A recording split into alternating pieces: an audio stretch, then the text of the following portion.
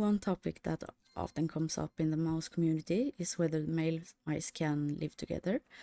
And my answer is simple: yes, they can, but that doesn't mean they always will. A lot of people say that male mice should never be housed together, but I don't completely agree with that.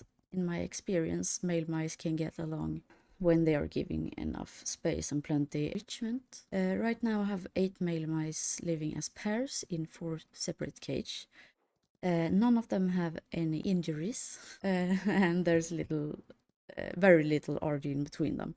Most of the time they're busy exploring, nesting, eating, or sleeping together. Of course, every mouse is different, just like people. Some mice don't simply don't get along.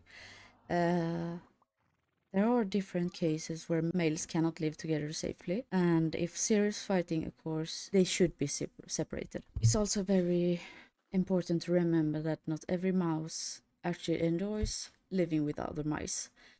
I've had both males and females that become stressed when housed with companions and were much happier living alone.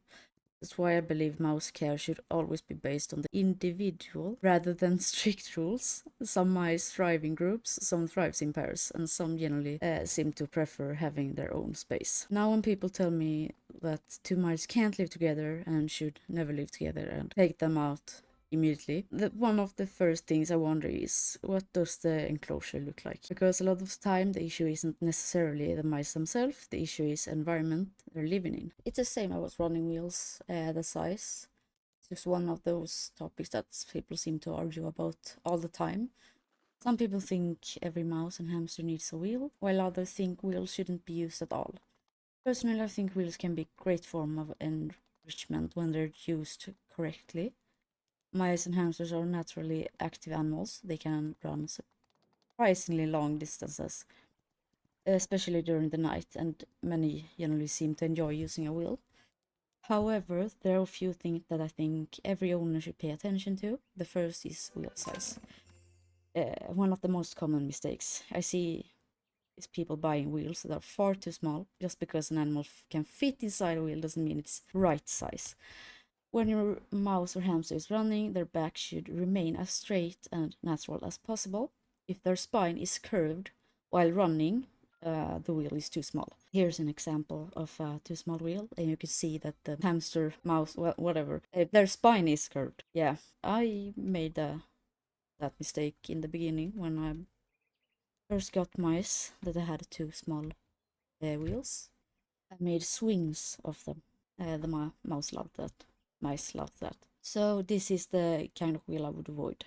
A wheel like this may be sold in pet stores. That doesn't automatically mean it's suitable. And here's what I would consider an appropriate wheel. The animal can run comfortably without bending its body into an unnatural position. The same applies to both mice and hamsters. Another thing I want to talk about is wheel obsession. Most mice and hamsters will spend a lot of time running, and that's completely normal. Occasionally you'll find an individual that seems almost addicted to the wheel. If an animal spends nearly all of its time running, ignores other enrichments, rarely explores, and seems unable to relax, then I would think it's worth paying attention. Personally, I have no problem removing a wheel if I feel that an animal is becoming obsessed with it. Instead, I would focus on providing more bedding, more enrichment, more climbing opportunities, more foraging activities, and more ways to express natural behaviors. That doesn't mean wheels are bad, it simply means that not every animal is the same. Just like some mice prefer living with companions, while others prefer living alone, some animals use wheels in a healthy way, while others seem to develop an unhealthy fixation on them. And back to the enclosures again. This is an example of a setup I would not recommend. The mouse may survive in an enclosure like this, but surviving and thriving are two different things. Mice are intelligent, active animals. They love digging, climbing, exploring, nesting, and foraging. When they don't have enough space or enough things to do, boredom and stress can quickly become a problem. So here you have a good enclosure, good cage. This is how a cage should look like. I can actually show some of mine. This one I built the other day. It's very special, but that's the thing with mice. It's so easy to make them happy and comfortable, and yeah, mice are known for being great escape artists. I had that problem sometimes when the cage is too small.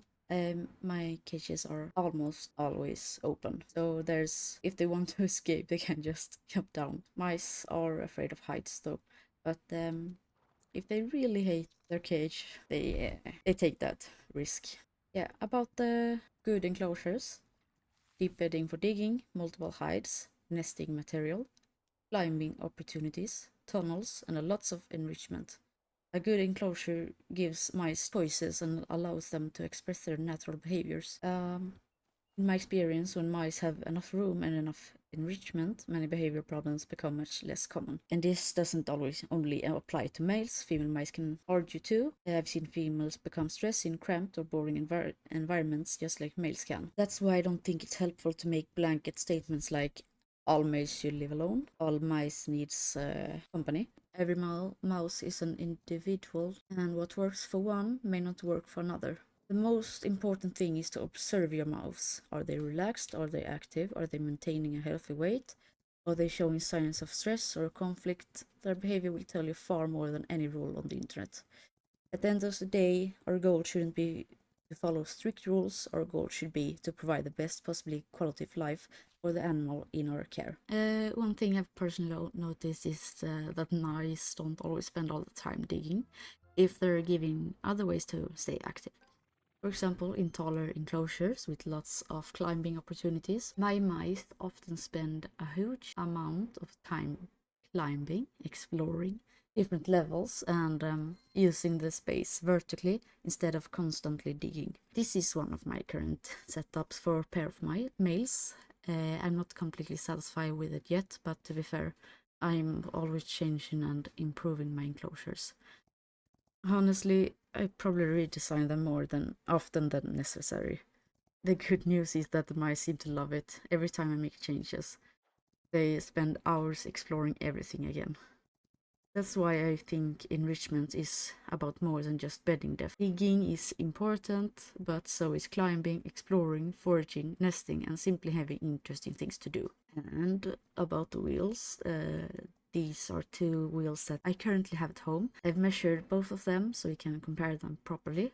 As you can probably tell, I don't usually use a smaller one as a wheel anymore. It's a swing, and honestly, I think it works much better as a swing than as a running wheel. When comparing the two side by side, it's easy to see why wheel size matters. The larger wheel allows the animal to run with much more natural posture, while the smaller wheel forces the body into a more curved position.